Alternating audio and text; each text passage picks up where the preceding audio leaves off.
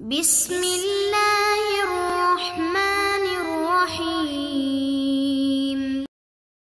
نحمدہ و نصلی علی رسولہ الکریم والحمد للہ رب العالمین۔ کتاب الاستغفار یعنی استغفار کا بیان۔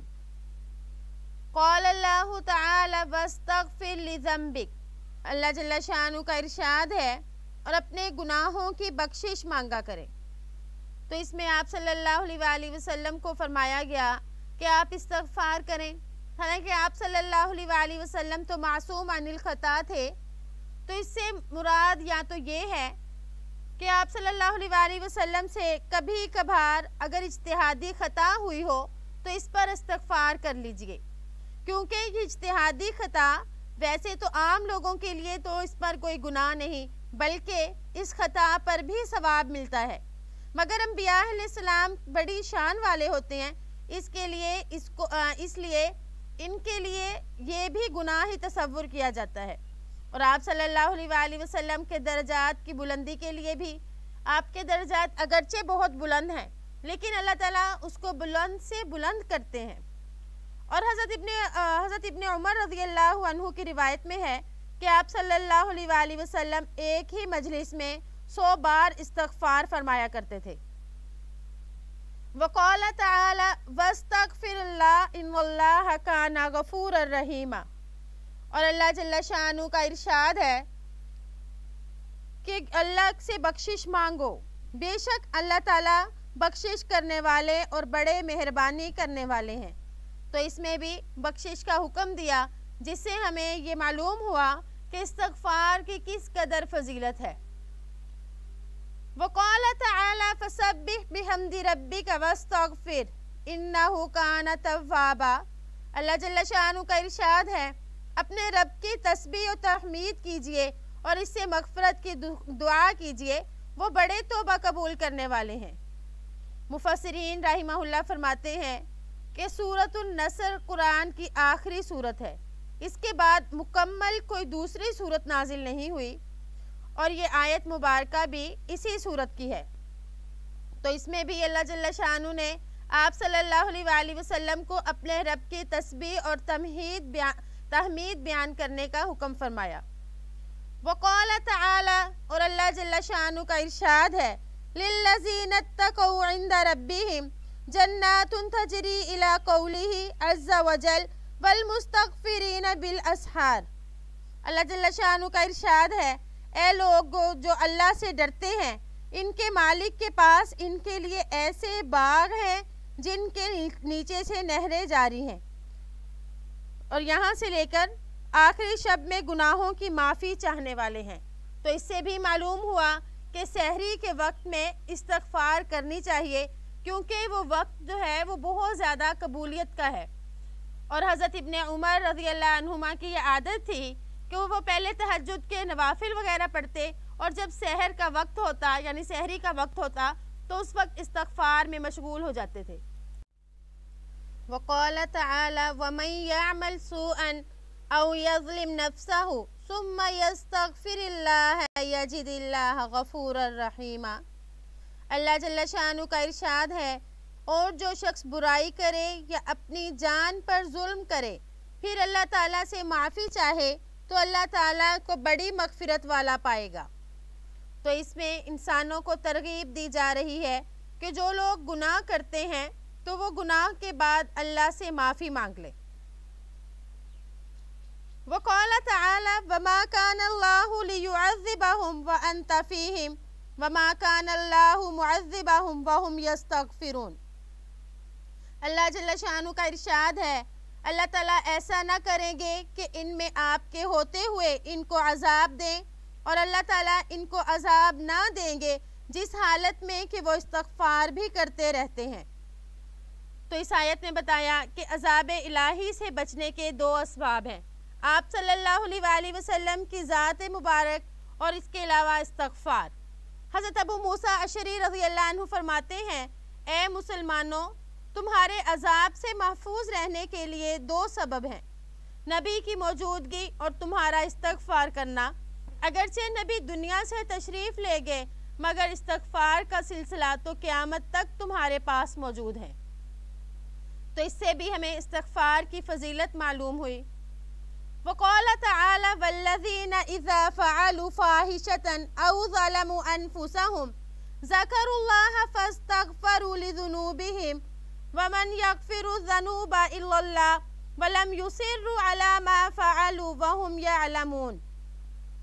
اللہ جل شانہ کا ارشاد ہے، اور جو لوگ ایسے ہیں کہ جب کوئی ایسا کام کر گزرتے ہیں جس میں زیادتی ہو یا اپنی ذات کا نقصان کرتے ہیں تو اللہ تعالیٰ کو یاد کر لیتے ہیں، پھر گناہوں کی معافی چاہتے ہیں، واقعی اللہ کے سوا اور ہے کون جو گناہوں کو بخشتا ہو، اور وہ لوگ اپنے فعل بد پر جانتے ہوئے بھی اصرار نہیں کرتے۔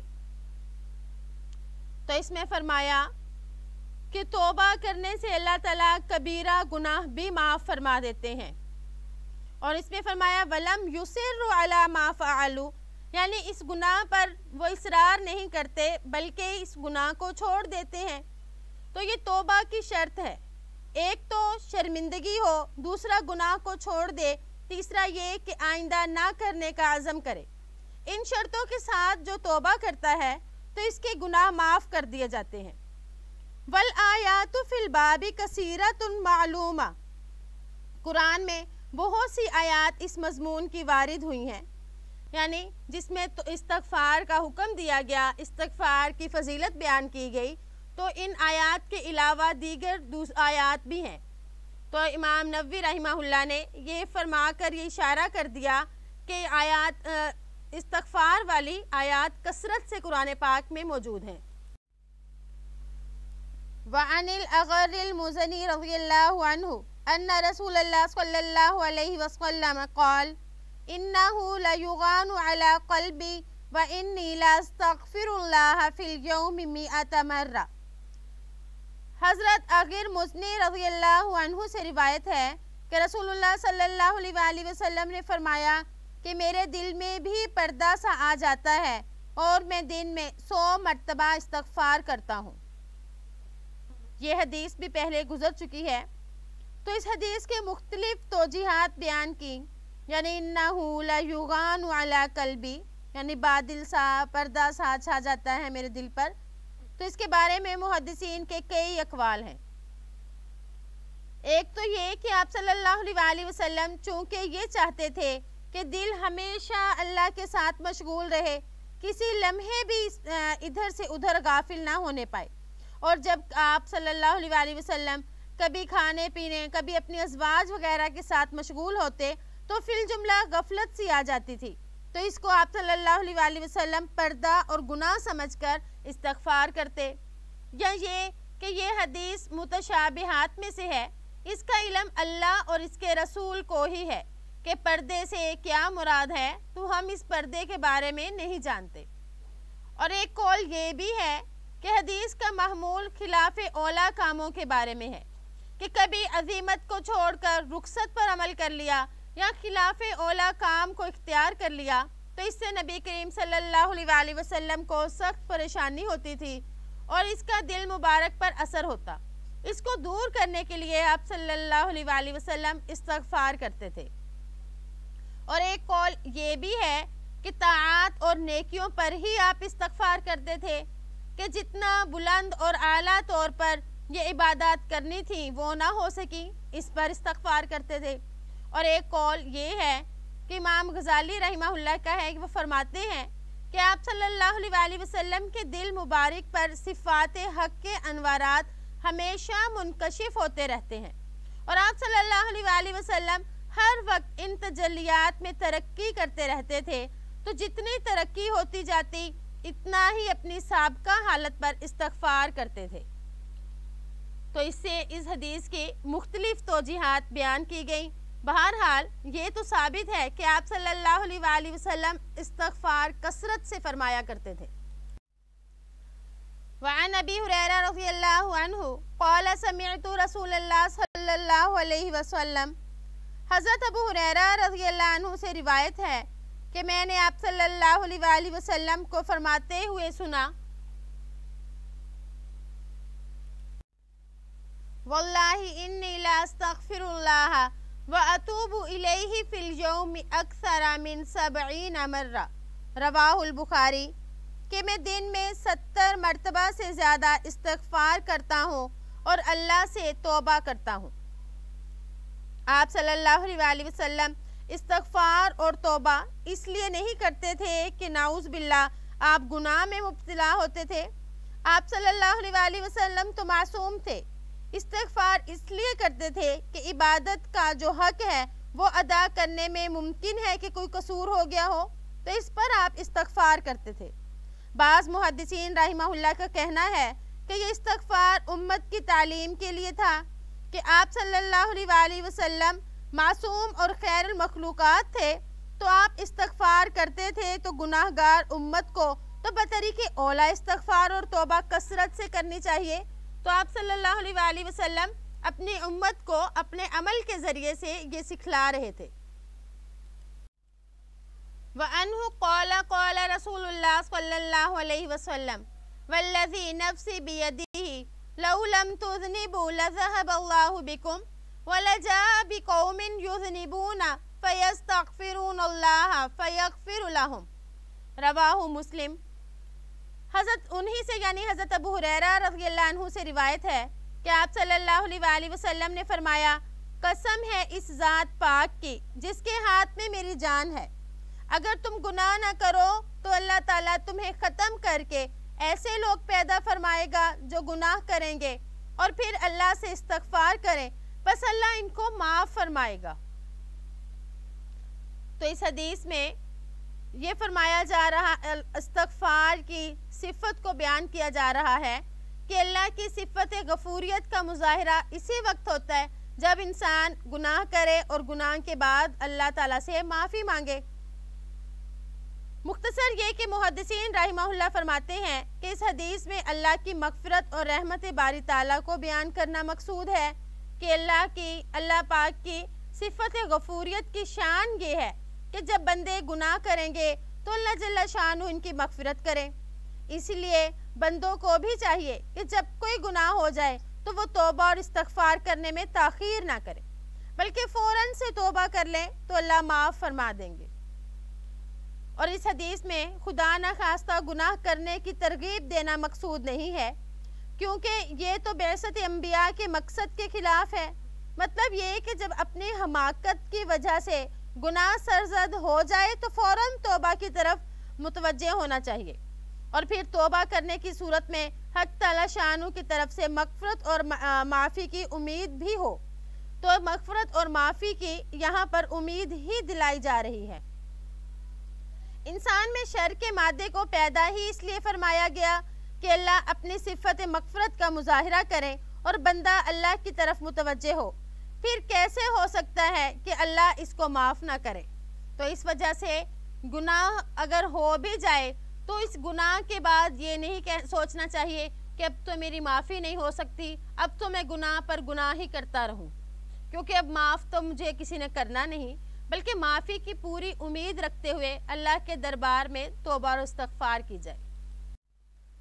वान इब्न उमर रज़ियल्लाहु अन्हुमा क़ाल कुन्ना नउद्दु लिरसूलिल्लाह सल्लल्लाहु अलैहि वसल्लम फ़िल मजलिसिल वाहिदी मिअत मर्रा रब्बिग़फ़िरली व तुब अलैया इन्नका अंतत तव्वाबुर रहीम। रवाहु अबू दाऊद व तिरमिज़ी व क़ाल हदीसुन सहीह। हज़रत इब्न उमर रज़ियल्लाहु अन्हुमा फरमाते हैं कि हम आप सल्लल्लाहु अलैहि वसल्लम की एक मजलिस में 100 मरतबा इस्तग़फ़ार शुमार कर लेते थे, इन अल्फाज में कि अल्लाह मुझे बख्श दे, मुझ पर रुजू फरमा, बेशक तू बहुत रुजू फरमाने वाला निहायत मेहरबान है। तो इस हदीस मुबारक में आप सल्लल्लाहु अलैहि वसल्लम का अमल बयान किया जा रहा है कि आप सल्लल्लाहु अलैहि वसल्लम एक मजलिस में 100 बार इस्तग़फ़ार पढ़ लिया करते थे। ये सब उम्मत की तालीम के लिए था कि उम्मत तौबा और इस्तग़फ़ार करती रहे ताकि अल्लाह के पास पाक साफ होकर हाजिर हो। तो इससे भी हमें तौबा और इस्तग़फ़ार की अहमियत और इसकी फ़जीलत मालूम हुई।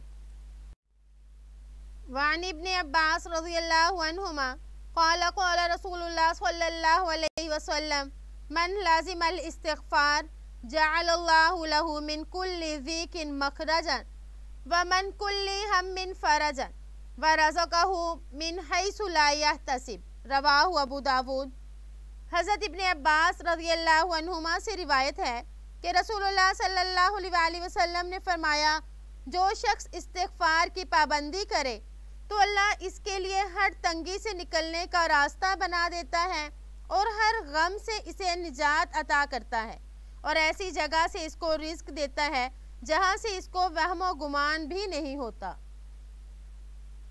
तो इस हदीस मुबारक में इस्तिग़फ़ार करने वाले को हर तंगी में आसानी की खुशखबरी दी जा रही है कि जो इस्तिग़फ़ार को अपने ऊपर लाजिम कर ले, मन लाजिम इस्तिग़फ़ार, इसके माना ये है कि कोई भी हालत हो, खा कोई मुसीबत हो, आफत हो, रंज हो, खुशी हो, हर हाल में वो इस्तिग़फ़ार करता हो। और दूसरी बात ये भी कि कोई हालत भी इंसान पर ऐसी नहीं जिसमें वो इस्तिग़फ़ार की तरफ मोहताज ना हो। तो जो शख्स इस्तिग़फ़ार को अपने ऊपर लाजिम बना लेता है तो अल्लाह इसके दिल का ताल्लुक़ अपनी ज़ात अक़दस के साथ फ़ौरी फरमा लेते हैं। सुभान अल्लाह। फिर इसके गुनाह माफ़ करते हैं और इसके लिए ये इनाम भी होता है कि हर परेशानी में इसको निजात का रास्ता दिखा दिया जाता है। जैसे कि कुरान पाक में भी इसका इसी मफ़हूम की आयत वारिद हुई कि जो शख्स अल्लाह से डरता है, अल्लाह ताला इसके लिए हर तंगी से निकलने का रास्ता निकाल देता है, फिर इसको ऐसी जगह से रोज़ी अता करते हैं जहाँ इसका वहम व गुमान नहीं होता। तो इससे मालूम हुआ कि इस्तिग़फ़ार हर हाल में करते रहना चाहिए और कभी भी खुशी हो या गम हो, इस्तिग़फ़ार से एराज़ नहीं करना चाहिए, क्योंकि इस्तिग़फ़ार तो ऐसी चीज़ है जो हमारी दुनिया और आखिरत दोनों के लिए ज़रूरी है।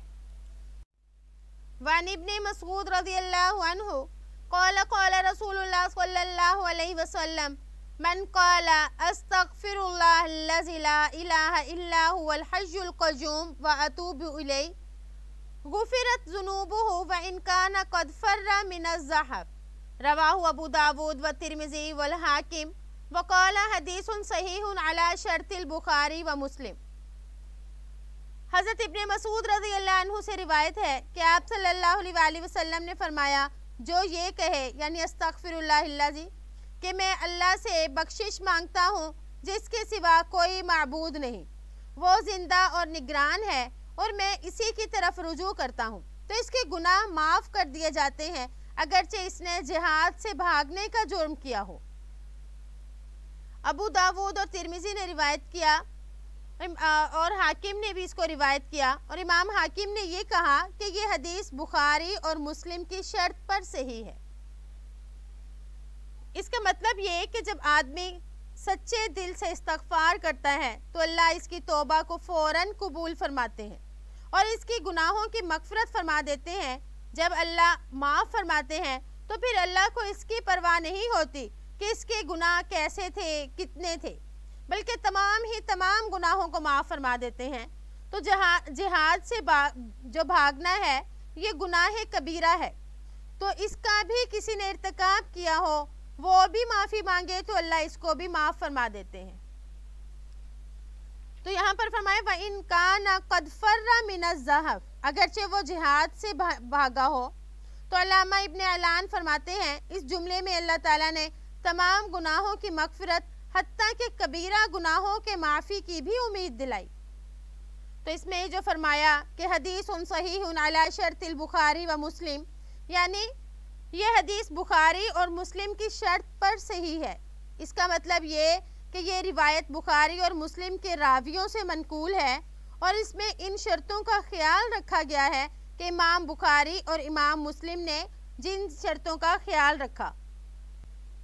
तो इससे हमें इस्तिग़फ़ार के बारे में मालूम हुआ कि बड़े से बड़ा गुनाह भी इस्तिग़फ़ार की बरकत से अल्लाह पाक माफ़ कर देते हैं।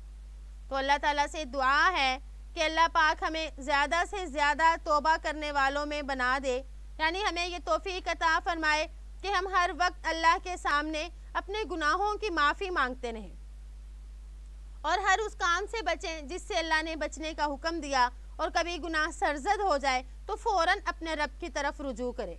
उम्मीद है कि आपको आज का सबक समझ आ गया होगा जिसमें इस्तिग़फ़ार की अहमियत, फ़जीलत को बयान किया गया।